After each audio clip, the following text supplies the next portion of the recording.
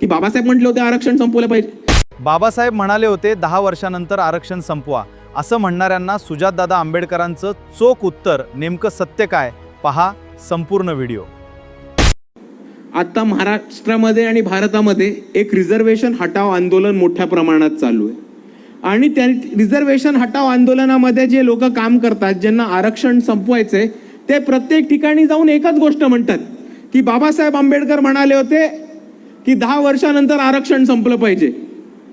तुम्ही जर हे नाही ऐकलं तर तुम्ही बाबासाहेबांच्या विरोधी आहात, असं आंबेडकरवादी लोकांनाच आरक्षण विरोधी लोक येऊन म्हणतात.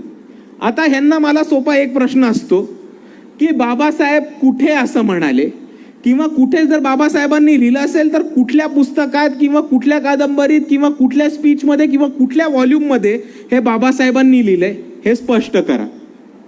आणि मुद्दा काय झाला की आपल्यालाच माहिती नाहीये की बाबासाहेबांनी हे कुठल्या स्पीच किंवा कुठल्या व्हॉल्यूममध्ये म्हटले, म्हणून समोरच्यांनी रेटून जरी खोटं बोललं तरी आपल्याला त्याला खोडून काढता नाही येते. बाबासाहेबांचा बोलण्याचा आणि बाबासाहेबांचं अख्खं वक्तव्य असं होतं की 15 वर्षानंतर, हे कुठे आहे ते पण मी तुम्हाला सांगतो. डायरेक्टिव्ह प्रिन्सिपल्सच्या चर्चेमध्ये बाबासाहेबांचं हे वक्तव्य होतं की 15 वर्षानंतर आपण पॉलिटिकल रिझर्वेशन म्हणजे राजकीय रिझर्वेशन, राजकीय आरक्षणाबद्दल चर्चा करू शकतो.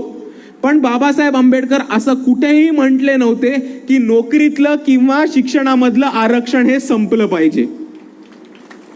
पण तरी इकडे काही मनुवादी छाती टोकपणे रेटून खोटं बोलतात की बाबासाहेब म्हटले होते आरक्षण संपवलं पाहिजे.